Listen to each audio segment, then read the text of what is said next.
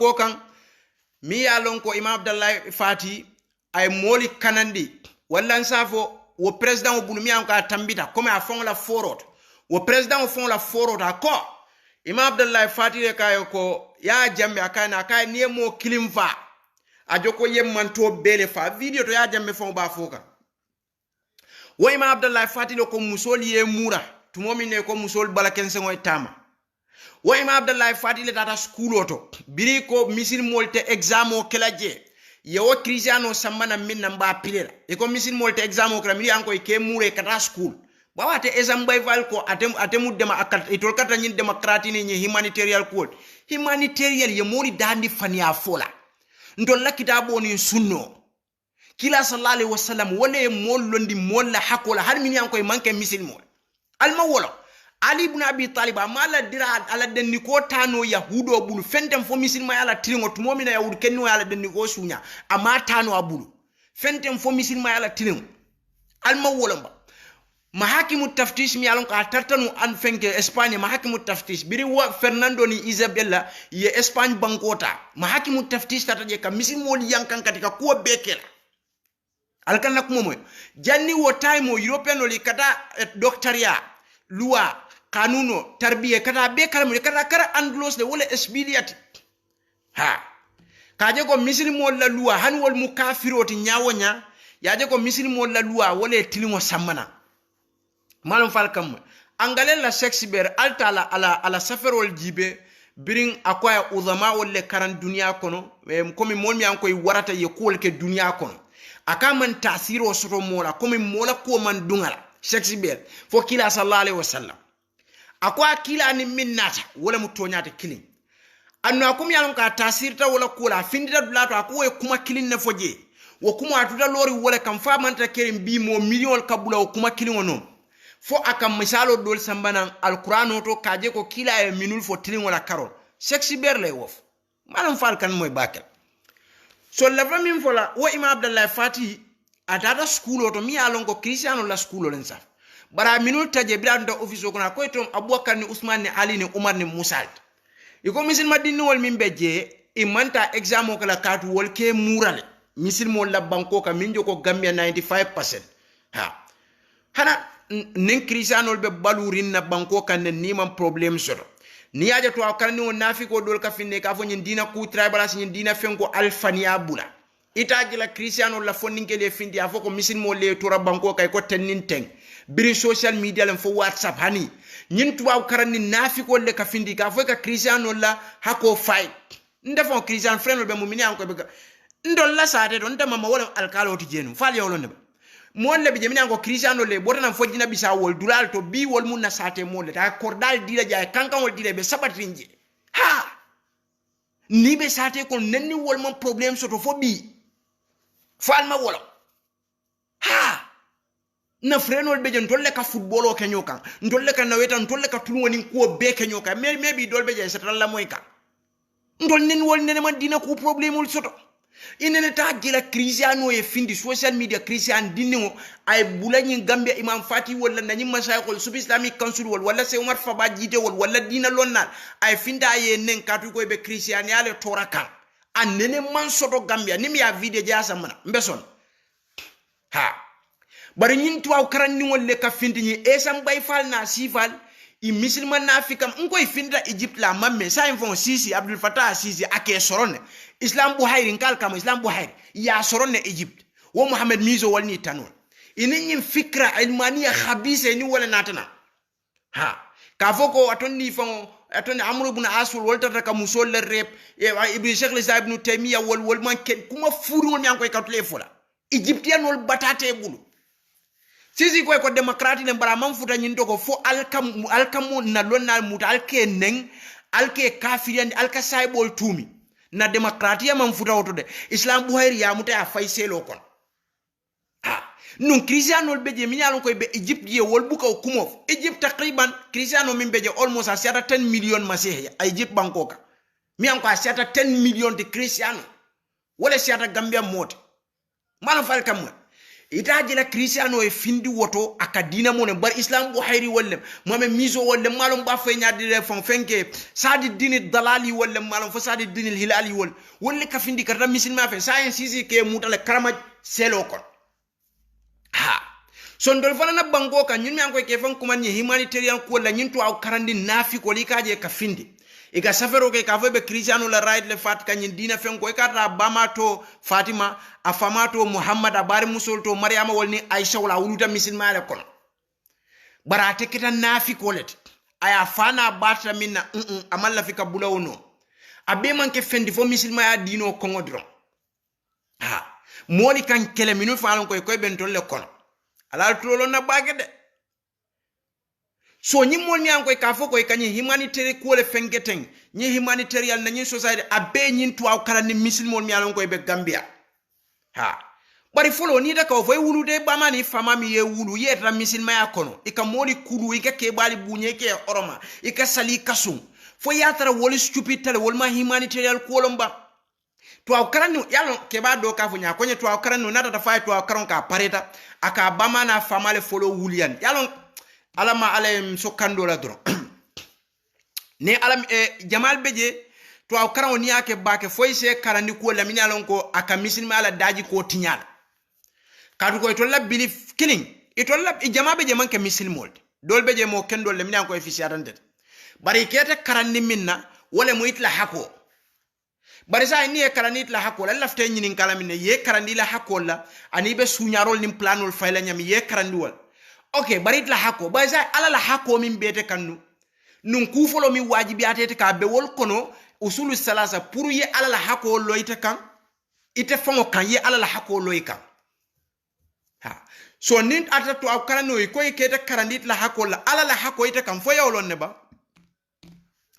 yewolon ne ba ala la hako ite kan dino to lem buñat lem horomo to len daji ko to le nyanta minkela fo yewolo ite kan ne ba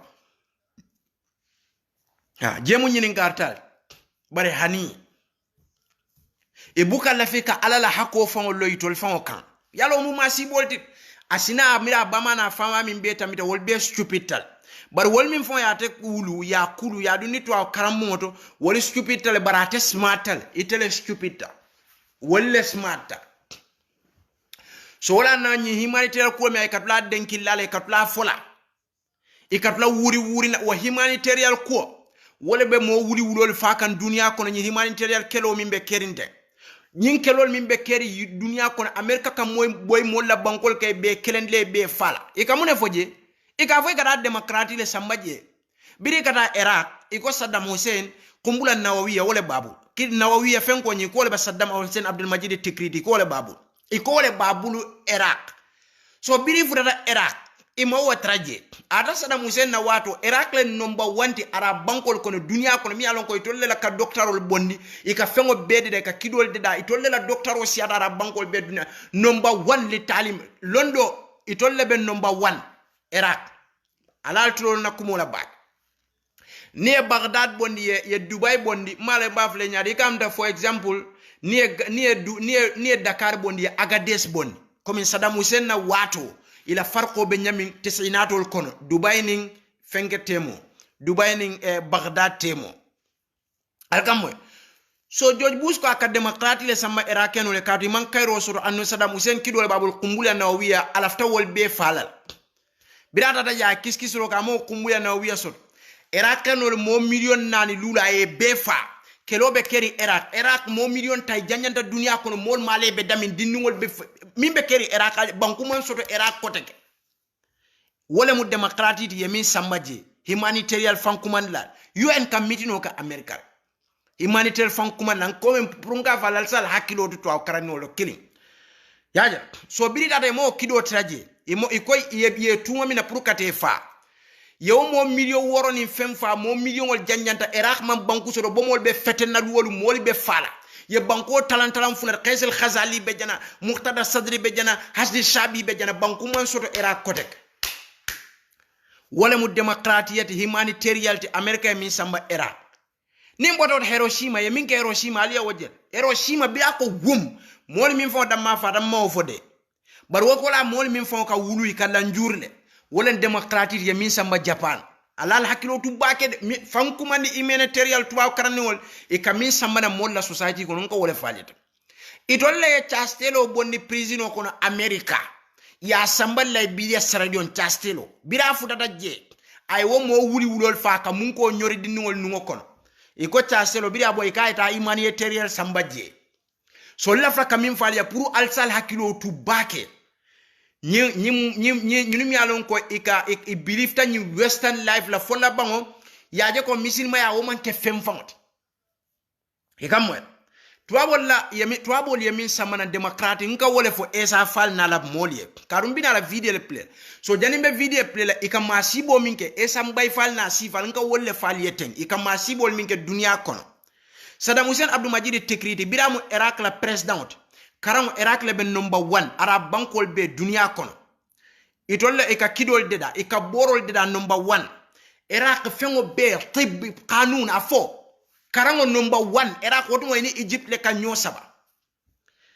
America ko itolle kumbula na wawiya le jeje Saddam Hussein ko alafta ko wala boni je pour America no le balu se tanka kido ni masibol a America sojarol nyorije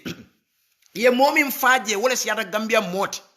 Iraq manke bankuti kabo 2003 kana bi banku man sote ka fomi Iraq min sorota je wolem hasje shabi beje muqtada sadri beje qais al-khazali beje atondi fon nsavo saye Iraq talale ko banku nani lulu kordostani Iraq barazani wol fanam be faye bomol be fetena dindiwol ni musol be fala dindiwol be fayrin turkayla wulol ko ne be astaghfirullah alazim so aliya demokratiya je min samay ita Vietnam ye min keje alnyaay wojele ali of demokratiya fa min bota woto ye fimo min pile Afghanistan ali alone americano li ni fenke dun danyola atondi fon Ahmad Karzai inin Karzai dun danyola no birente senator kana fo 2002 kaje ko Ahmad Karzai na la mol wollem Taliban di terrorist wollem Taliban terrorist wollem malum alkata tayla bora balade aninka kuto kundu kumbalewol e mu terrorist wolle momi alon ko ka boy mol ka misil mol le muyti bang kita misil mol tanol lem christianol lem bang yahudol le muyti bang buudiyel le muyti bang ike fa ite mari mu terrorist wol hanata bora fo jang e kam mo kurto fo jang terrorist wol momi alon ko ka findi mol ka ike fa a misilma a christian a yaoud a fenke imu terrorist anata qur'ano be aka qur'ano ta ka bida kunga ka dalilo terrorist wol mat so mo jamal beje ma wole understand ñin Taliban na ko ali alne America e fimo min play Taliban la yakad la akhli yusaddiqu mo fo ta to nyaandino esam bay fal na la mo nka diamu wolle pour kad esam bay fal ñune mala agenda so pour nga ñunul sambanan killing ngana la video pile nga wol jabi nga programme o dawot nka ñim min fote wole esam bay fal la agenda kadu esam bay fal nim problème o manke daming esam bay fal buka balu ni rebelo man soto ay molifa ay ta lo ay kiti dula esam bay fal yana lo esam bay fal buka balu so esam bay fal fo problème o soto dunya kono prate ko do soto malum fal kamwe so nanata Gambia fana di semtina bo sifa la kelaji ate fen sabala na je fo ma sibo ni fitna jawo ma bina nyorla sunna mol kan abina nyorla sunna mol kan abela fla fitno e ke pray balu kad nim fitno manke esa fal buka baluno billahi wallahi tallahi mujir mo findita dawda esa falla ala bandi fasa man kanyang mo fim bankol to fa sa en fa futata Libya fond fo arabol fana ya ha fam fenge Saiful Islam Gaddafi Libya no mimbe nin ko ko ala Muhammad taba wahid gambi go gay ka fa Yusuf nte wahid Gaddafi ke sinu yisir hada Saiful Islam Gaddafi عنده محامي وواحد غامبي كيف يصير وغامبي هذا شنو دخلوا في الموضوع ليبيا كيف هيك يعني يا نينغو يكو Saiful Islam على محامي على لويا ليبيا غامبيا نولم ikafanya leko Yusuf ila hukumu mufanyati Saiful Islam ntola Libya problem mune Gambia no dundi woto fo akake Saiful Islam la lawyer fo ban gazin kol ma wolomba ni aje nga vale fo ban gazin kol ma wolom fentem fo masibo Saiful Islam ye minke ban gazin kol la ngoni anyi masibo fo bebe Libya ban gazin kol lem halkam moy so wakata ndiko esam bay fal amanda mo fingol la de birin chastelo wala ngo chastelo woni commando mosquito wol ndol fangol ke la calendar je Gambia wotumo ni dara lo banyuni be la calendar wa Afrika ni je ka kumbola ila calendar ni je hani bi Gambia modo labun ko la calendar be denninje ni lo te la calendar kunto ka kumbola iko calendar wa fi Gambia mim bala fanata wala Gambia no le fana wulta tata o fasa o anya jeri ngo calendar ni fimo bela de Alpha Blondy na o musico min kala ja Liberia la ko mo le ka kumbu ala o musico fana la mo ngo be kolade atata lo ja konko chastelo amam fenke esambay fal so ni ala den ka America la nyin ko fona mimbe den nin Taliban na kadu esambay fal wonni wo miro la kanana alkam moy ka tanni ko nyinto akrano ni ko ila frat democratic sambana na karawni fenko mantaka ika plano ni wuliame sambana pour ka banko be tinya wo man aleya ani mimbaka ali alo ne fimo mi alon ko film hindi aketa Taliban Afghanistan samak laban tamr hindi Sharo Khan na fimo mi anko na commencé don ika fa don ibuka alon fimo nyimbe banna nyami wala keta Afghanistan ini americano Karazai la wato Ahmed Karazai wotaymo Usam bin Laden yalon toroliso le mat annun dolbe je kamila bin Laden manke toroliso da nyim borani nyem fengo toroliso le mat nko momo kam moli fatu abu duje kabbo mol ke fambale kata lo schoolol to nyinkinde gadwe kaddi niwol fa momo kabbo mol nit fenkol ke fambale kata lo terengol to kata lo Cristiano la chochol to ke fa imari mu toroliso le ine misilma man kafunyo kam fenna misilma jam fatela seneatela misilma me bulawla dina jumale bulawla pour ebo mo ke fambale ta mol fa ka foke be chojo le kon dina jumale te bulaw dina me bular dina juma ka foko Cristiano lem yeta bano fo de ye fa jumale bular dina me bular imanke misilmat misil moli seneate la imanke misilmati de misil moli seneate te mari la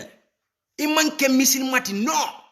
ibe Cristiano fala pour mo ibe bo mo kele fambale ibe moli bunda pour mo ibe dinniwol fala minam ko ibe pour mu ka fay mo Cristiano jumale te bulawla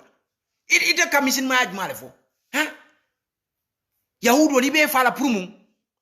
yamune kela ibe fala pour mu ha ite kamisin ma kila jumale bulawo ala jumale wo fo alquran ko ala juma ha ala jumale wo fo Usama bin Laden toroliso le mat aboraka la yaghrannaka lihya tabawadi la yaghrannaka wakati nene bora jamoni nyimbo ala ba kurto kunturinte haftano baba la mallim shibi la toroliso le mat Usama bin Laden ha ni ba toroliso bulo mutala no bateno ka kot sol fimo nyi la fado man nim fulale koma atanyami Ahmed Karazai la wato aliyalo ne ko Usama bin Laden na bota tata be jana le Afghanistan okay so American will be Afghanistan sanyi muwa ikoy dara Taliban ne no maji ikoy dara Taliban no kado Taliban wol mu terrorist le ye mo jamal mute kon ye samba Guantanamo ale Guantanamo lonne e ka misil mol ni wulol do morni damin ke bute wo be mu America la democrat le de hanu mim man kuke wodu moy ka jibe ni da bora siata don hani de man ke terrorist ye mute samba Guantanamo hani murtaniya no doli ye samba je ni las li de nata lon ko wol manke trolisol dol be je woli su ko dunya kono bi bu ko wala faylo fon yele fon ka je ko wol mu misilmo ye wala faylo be taw munana esa fal bu ka o badi misilmo nin aya tra te mu misilmo te hakkan misilmo mi alon koy manke trolisol de americano li aje koy boralle sedo ye mute samba Guantanamo ye bute ye dol puka ye la faylo samba sai fon nata lon ko wol manke trolisol de wala faylo ye su ko abe dunya kono abe la hay munana ite bu ka woyele yelo ibadi misilmo le ye fasa nin aya tre mu misilmo te hakka misilma samak laban tamrindi comme alfon bina mo la fon la foro to nyam bari esa fal man sula o sifal kadu esa fal wolle molti mini aje ko itol nata itol mu misilmo le itol le fon nyanta misilma kelela ha kadu misilma bate bulu nyami comme afon e min very simple wala se jeno keno se dolo min no se salno se to misilma elmania wala babul demokratia alka aisa fali ya kumo minfo annabla ay lut la muso lut ni aje biri yankan kato nata lut la muso man gagné amanke fendi fo nyi demokratia elmania amanke fendi fo secularism ni elmania ngama ka fo secularism ni demokratia ni secularism wala yatna lut la muso man gagné birin tumo minna ala nata ke halak alquran kono abeje fane jeynahu wa ahlahu ala ko nga luti kanandla nala mol illa fadu imra'atahu fala muso kanat min al-ghabirin afanan tarraw kunna ku yamol le kon lut la muso la buka lut kanke yake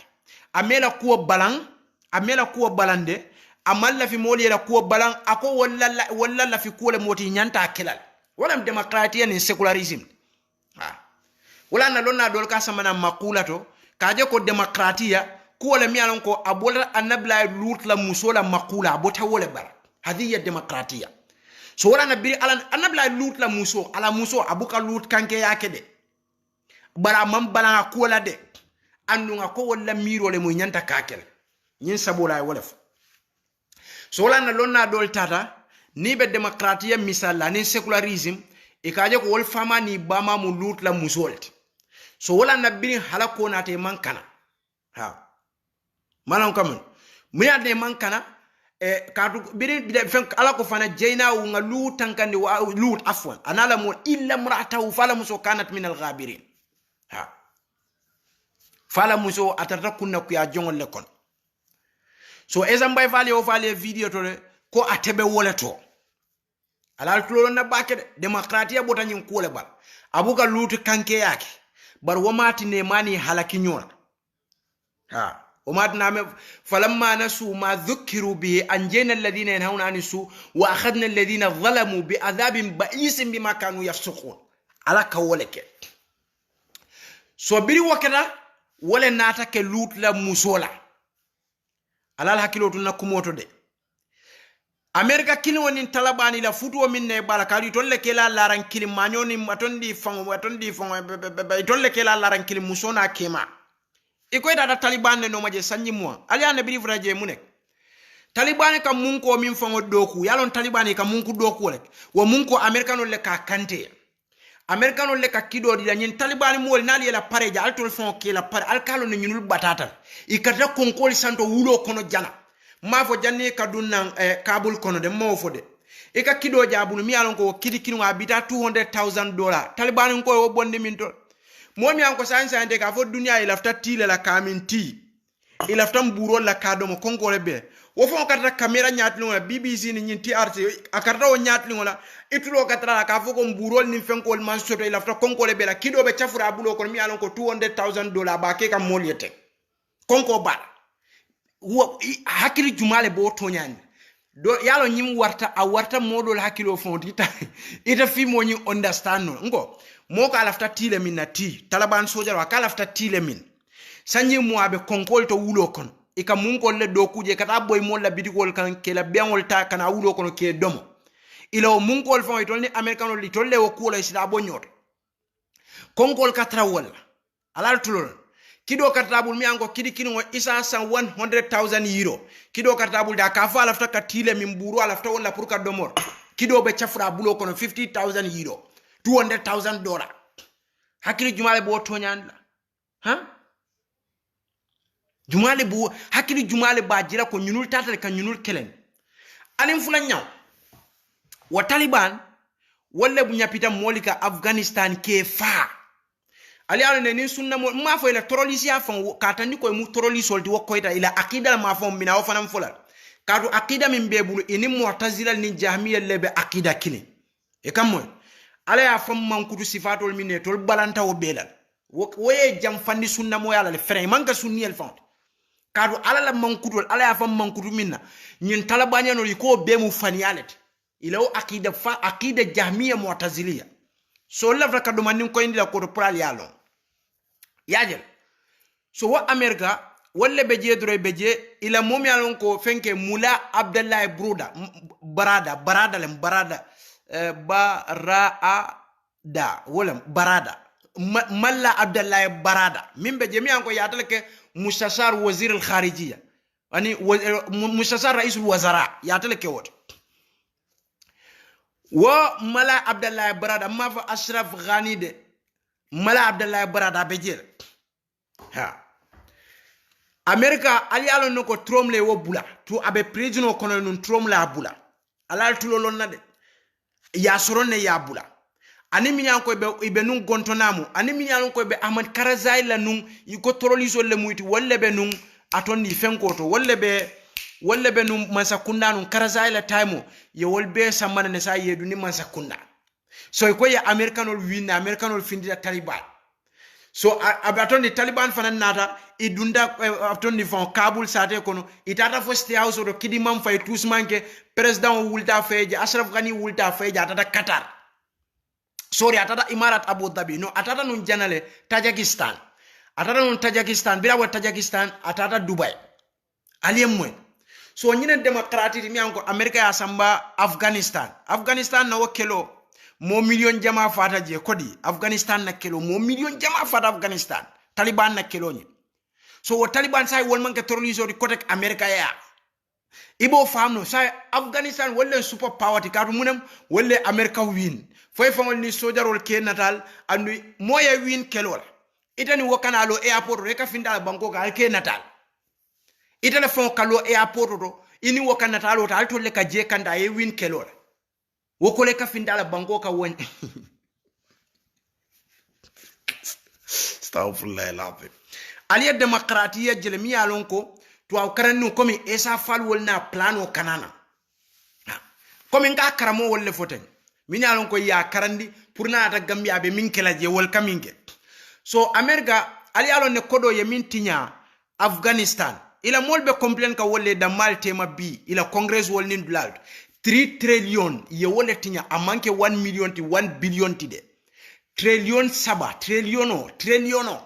mi alon ko treat alte la video jib jana Fox News wala mba jibe ka ako asiata 3 trillion fawtile America e mintinya Afghanistan so jari wuli woro nim fe mi alon ko e fata je mafo mi alon ko e bulol ni singol kundra bomo wala mawfode minul fatan ka wollef so han wobbe ko la wo million fanana kasaro fo aliyame America be dunno 15 findi 15 hani amange dada Taliban ne noma je yeronio membe Afghanistan itata wole noma biri pareta ya bebi iko alna ngana talo ka alto le kelo wini ciao iko nyu islam ale nyemu demokratiya ti ka mol ne min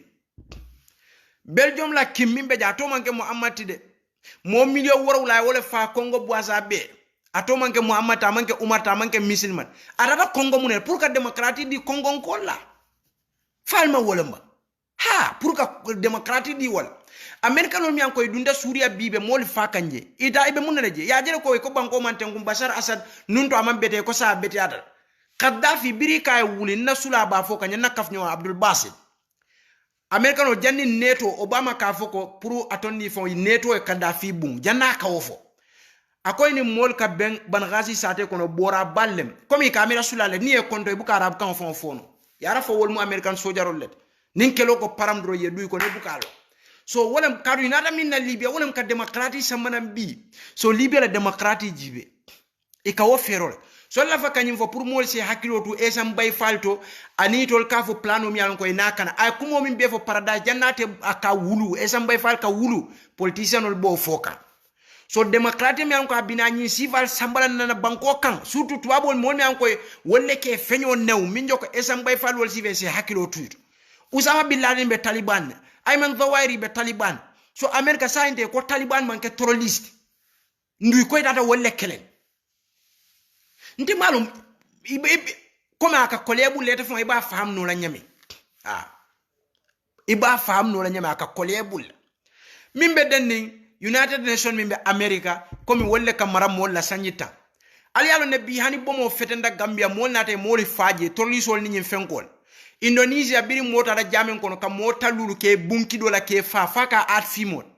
woka findle dra fo ko mbesilarin ika moja afo ambesilarin nembesila yashuru bil qalq yashur sanyi tang ita ka to silarin fo ay boje doina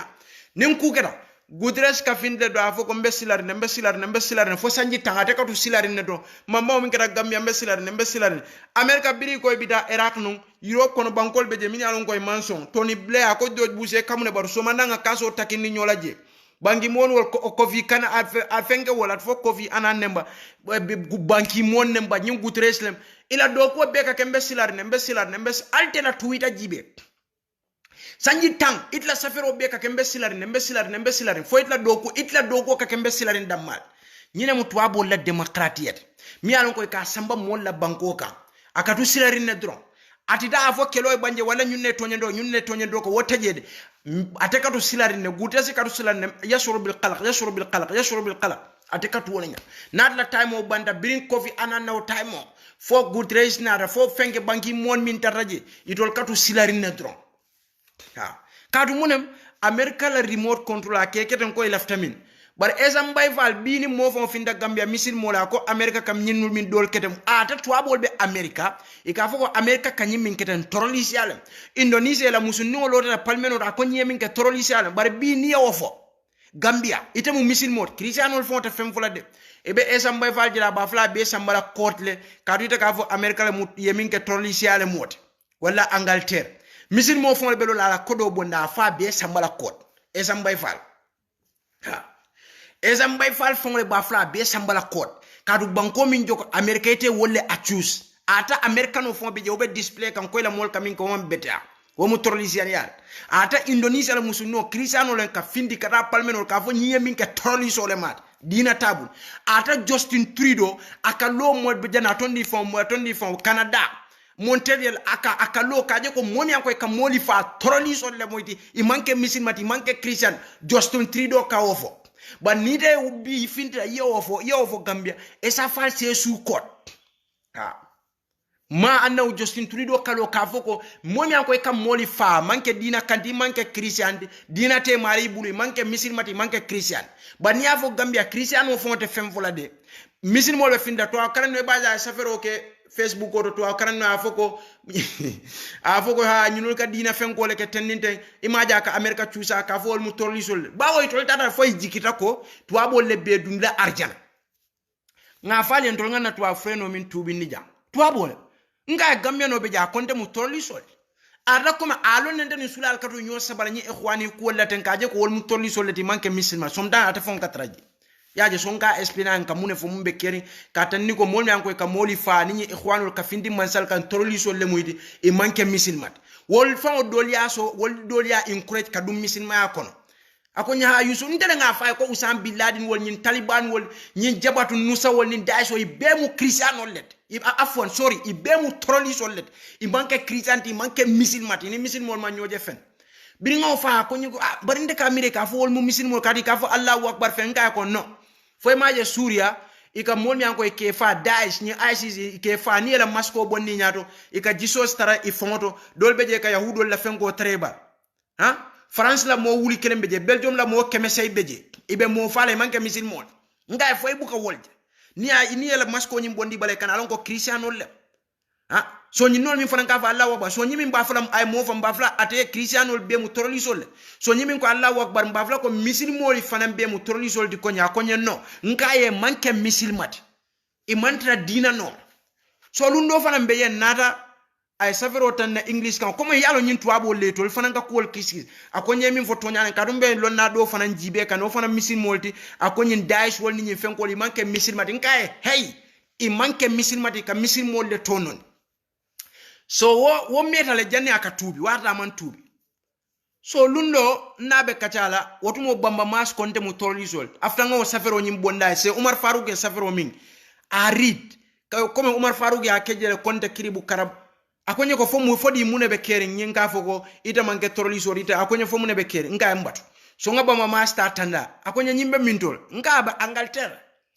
akonye fama mbo Gambia nga wala akonye fonyi manke misilmol nga misilmol muna ne ko akonye ko nda surprise tale ite kadu sulal fe nyola jankata ni ko nyinu mutoliso nyinol fengetale nyindongol ini sulal kata nyo sabola akonye so na ko ite mutoliso dimbe jakalla nga nyi ya baydo ko la mankenda nyin ya baydo ko mankenda ani musolle ka fea banko be la kodola ya bay wo nyamale selta biri nga fa e morumo mo jamale be jayen kon na konye ko nate lafta kuwo ku kelala kuwo to nde mutu abo nse ma koyno wala ka su kota konye ka ni a problem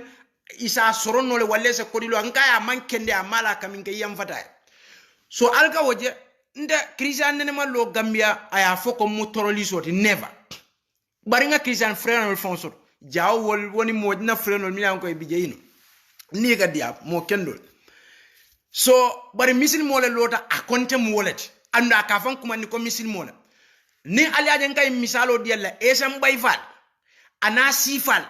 ni lota banko ka wato wati itolle ka ke misil ma kele la folol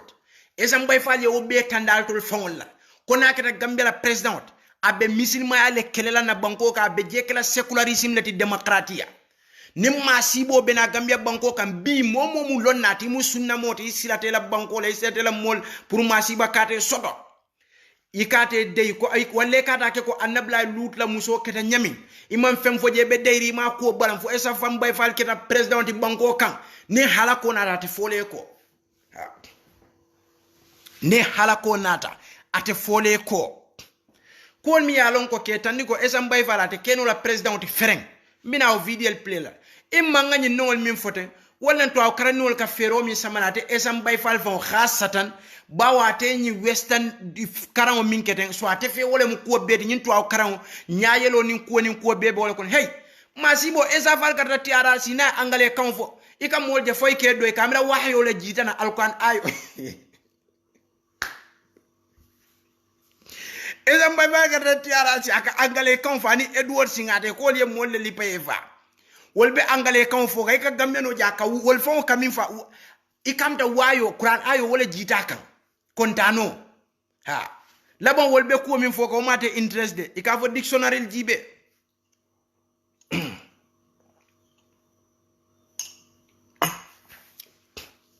yaja so esa falla wo angale fo dia ni way minta billahi wallahi talay di wol mi angoy kana balu banko kan ni esa falle je mara iseke gelti iseke munku malalti iseke fewo fendi daji kol se tinya dino se tinya society se tinya kar eza fal lata to abol la fengo wala mundi demokrati te wiye fama banen ye sunguro samane fama nyala ya la nyoya ino ibama ya kambano samana ya ni bama kototo ya fama altifleke ya faide fama samba polisi ya soro ye bama bute ite la hako sorole ikara kambano kamme bama ya wasifal ino wallem eza fal la agenda ti so ni esa fale banko mara idingol mi anko bina bole bare mamari wol ibe talla lakira wol kabaro minke wol bedun la jahannamo kono fentem fo esa falla mararo wol kabaro minke wol bede sambala dimba kono kadu se keno fe wo fentile kadu esa fal ko e banko ka muslima dino wontem fent problemo be mu minti wala mu sunno nin kitabo dammat والذين يبيتون لربهم سجدا وقياما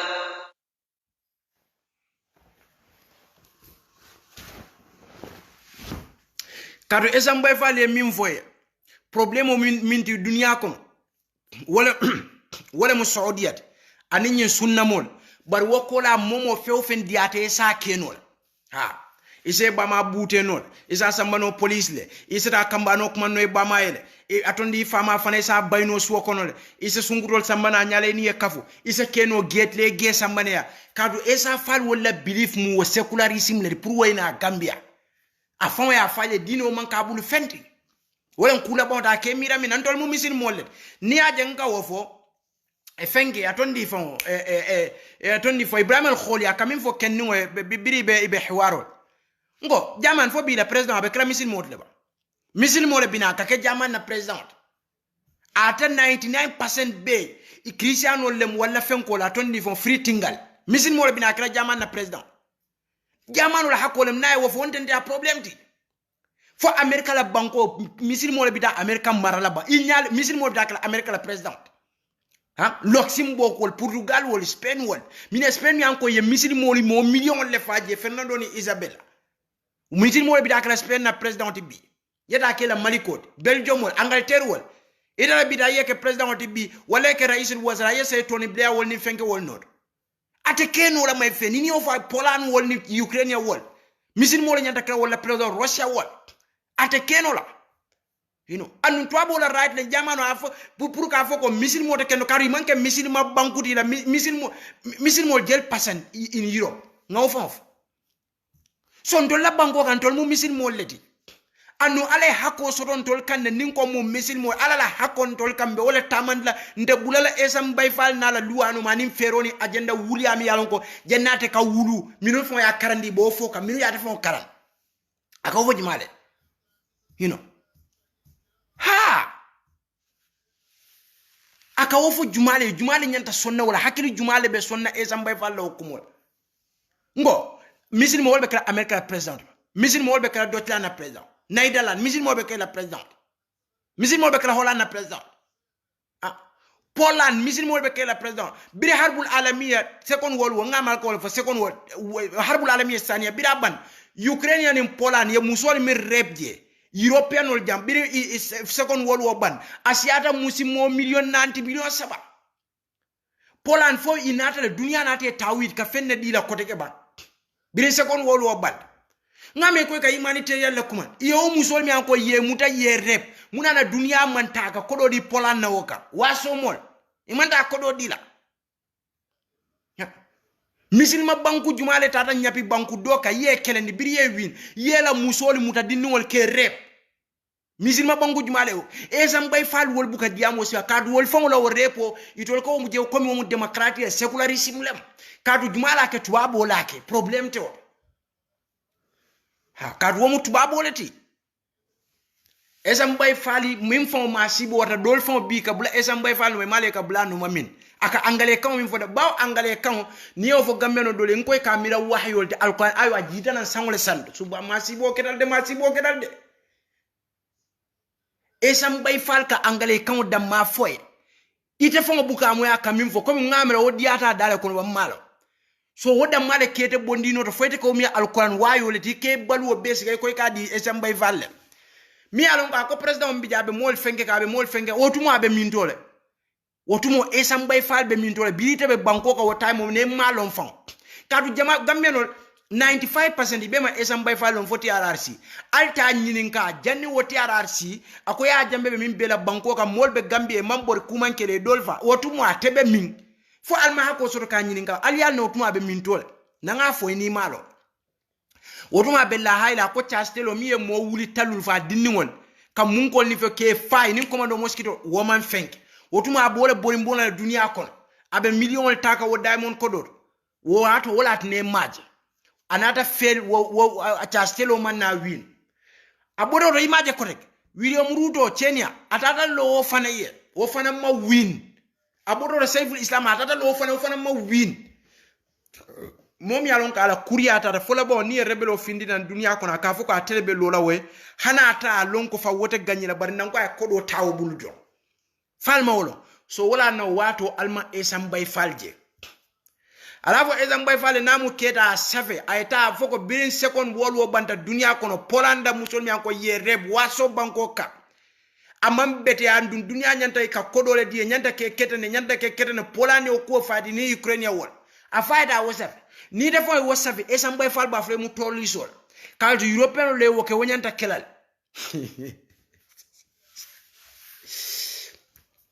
Avaita Napoleon Bonaparte wal France asawra al Francia Napoleon Bonaparte momin befa asawra al Francia sanji tang abe français kanatay ha bari sai ko safe ka fo mu arri khole fond wo mun lon nalet e buka fo ka mo million tan fa France de Napoleon Bonaparte e buko fo de Stalin e mo million tan nan fa Russia Italy Soviet Union banko ka Stalin e buka wo fo fato Muhammad Umar Lemad Abubakar Lem ani abuka wo fo you know ibuka wo fo idala Hitler mo jelle fa ja Belgium la kiye mo jelle fa Africa Americano ye mo million jelle jolom ba ko mi anko Africano le nyabe malare kadu batata le wo time ke samajo yale te fudano la America wala na ye jolom ba kono kadu te fudano le nditol bela frim mo le mi anko jato kenda se do ko keno alwa safe aliya fo ye woleke bari la nafikani ya fanya fo niaje ko Saudia banko mi yalon ko annabi mo mi borja tere tilingo sambana dunia kono tilingo tuabul fango sonda wala nyin kinde geld mi anko tuabul kela dinwol mako la Umar ibn Khattab radiyallahu anhu wala sambana ka tilingo sambana hadama dinwol tema kila sallallahu alaihi wasallam banko mi yalon ko Saudi yalem banko ti dunia ko mi anko anene manta nyapi arab banko kon kada banko do kelenda anene manke Saudi yalem banko ti mi anko dunia ko banko keme fula sawose ke makoy banko talul be je mi anko manke misilma banko ti Saudi ke makoy la government wol e maji be ko kaje Cristiano le fomo Cameroon fo misal fe Cameroon ha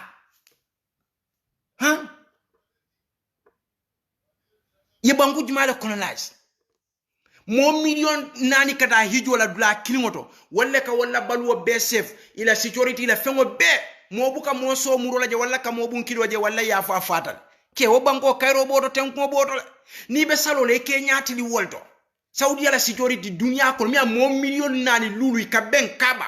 mo buka mo la fengo suñaje mo buka mo so muro la mo buka nyapi mo ka mo buka boy mo kan ka liba fon ikata arafo mo million jel ka berota bere fayo ka kedami mo buka mo bum berola je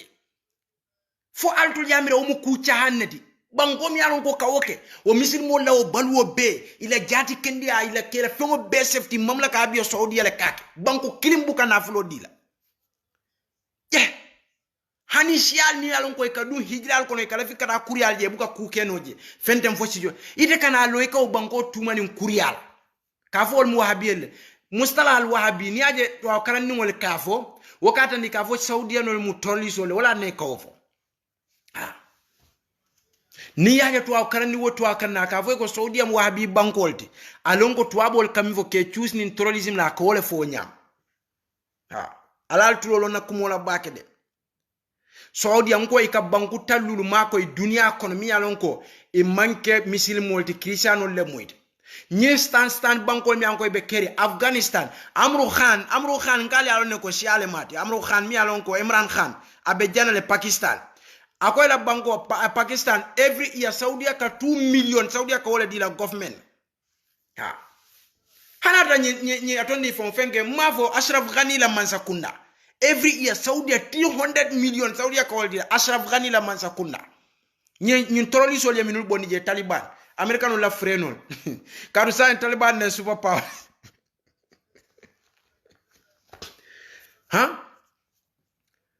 so ezam bay fali man fenso to akal no ye nyunu min be fo nga nyunu min fo nyum mo million fa dunia kono mo mi alon ko ka fo dolol le mi fenko le mi kada ka misil mol bunki do la kefa inenta to akal ninjila wo safi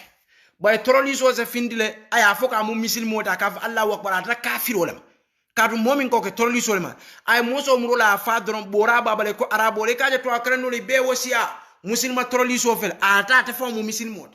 wo tolli so man ke muslimati ide fo nyante fan senen la wala barika kontan wala puruka kelo sonyani mol bulmini an ko man ke muslimo ka muslima akere wallahi wo fo be ko le ka muslimo jaay wasafe yena je Justin Trudeau e findi Canada Montreal ka fo ko nyimi yin ka man ke muslimo am man ke christian dina tabul yalo masibo fon be danta wol niye wojedo masibo be danta wol niye misil mo ya ka findi ka of ngani min be foten ko aketa nyin dunia kono to abo lake afo ay esa faleta safe ko Fernando Isabella ni Fernando birita ta Espagne and Los Bancoka Esbilia bedamin Kurtuba wol Gernata wol yewo mo million min faje makati mu taftish keje anyon dula jawo ne man soro ka misil mo liankan katije fo yewo banko tas min joko Spain arab banko lenu alafo esa fali yewo safe kaje ko misil mo letata je mo million ye fa fo Napoleon Bonaparte atom Muhammad Stalin atom Umar Yaqub Isa atom wollet Tony Blair wal Iraq anin George Bush tom Umar ni Ali ni Muhammad de ba Bush ni Tony Blair tom Jumal Yusuf Ismail musin mo le muitiba Obama e minke Libya te Barack Obama atom nya ba misin mo le Sarkozy wal misin mo le nyimma sibo min bebe keri Libya science nyi saura Obama ni Sarkozy bari biga mo fonje misil mo ni kay ko Obama nyi mo million min fata Libya bi Obama ni Sarkozy lem fo Obama fon finda ko femma nimisa fo ala neto bulo kada Gaddafi fa Obama fon la kumo kadu misil mo dol fon bi wol ka Obama mira annabiyo molti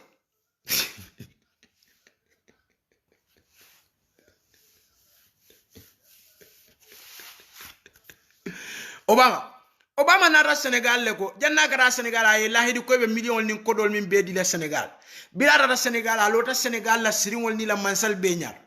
akoye geyak birin Senegal man na komi yo dundi la ila fengo kono ako Senegal yo dundi la loi kono geya Obama e nyimfo Senegal le tema foto nyandemba misilima jumale finda kela kamfa itani wokola wala ka kamfa wala kaje ko amanya na kawofo ni de wo fay ba fle mu terroriste kadu min diam Barack Obama le mo to karan no lawum annabiyo molt nyimma sibo mi alon ko bebe ken Turkel Faisal ako Obama ko ali masibo minke Egypt Hillary Clinton ikhwanul muflisin fi minke itondi fo mursi wala hukuma Hillary Clinton wala loto feke makoy toro lizol mi alon koy findalo Egypt bankoka fal bugeni Hillary Clinton nanatalo Hillary Clinton ni Obama wali tolle ni sawra sama ni rabil arabi ibe nimisal ngarabi way masibo mi samana bani ko moye bi Obama ka inna de babe toro lizo kadu Obama ko je annabiyo molti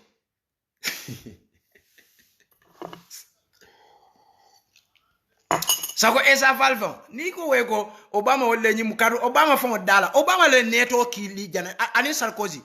fo almaje Sarkozy français li a soron 3 years kadu Kadhafi la kodon bala 60 million euro ama jono ha wala na birin kol ko karama Obama ko la kay nga fatariaki ka neto wulini mo kan kadala banko kan mansa ka muta ka fa deki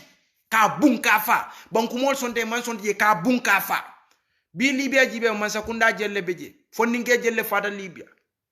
abe Sarkozy ni Obama bari nenyum fo esa fal nyala fon ala bunga beje bulalete aba fa toli abida police ko la fa toli somo kan Obama ko jibe aka jere ko annabi Musa le mo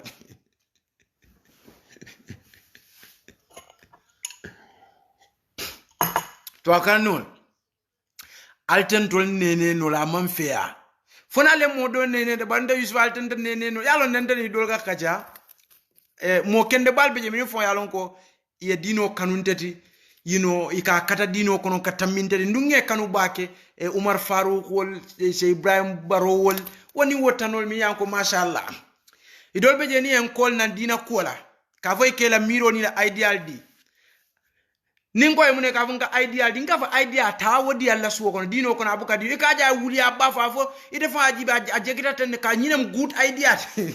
dino kono ka fo nyinem good idea ikala fe fo foto idea ti kila o be fon to ya manke idea ti hadiso ni kitabo ni sunno idea amuta alla suwo kono yo taraji wallahi ka wuli afo mi yanal ka sunyalon te teta fo wala nante dolbe je ni la kachabu ga jam nga misal kirin ne fale nko to akaran ko mol se findino mansaka na nyo sabala kan fata fakan ne abe kumo be fola bari ngo nga fitro salem pareta janaba ko mbole explain kan kar dole bije wala nyininka akonye janaba ko wala fengo teninde so bonya hakilo ta bida fo nya konye no bawo tele ka mol sale ni ban nim fitro tamide sa fo saje mol be sa moy kini fitro banda ngafo biri ngafo pareta njidana dumate on konan akonya boy seko munaka kuda ndefo malon kaka kete ngaje genaba ko mono akonya boy seko ndemo atre siara ndete nga so yalo ne ko mol nyanta findla mansakan yawoto lon akonya nyina wala boy nyina wala fanam boy nyina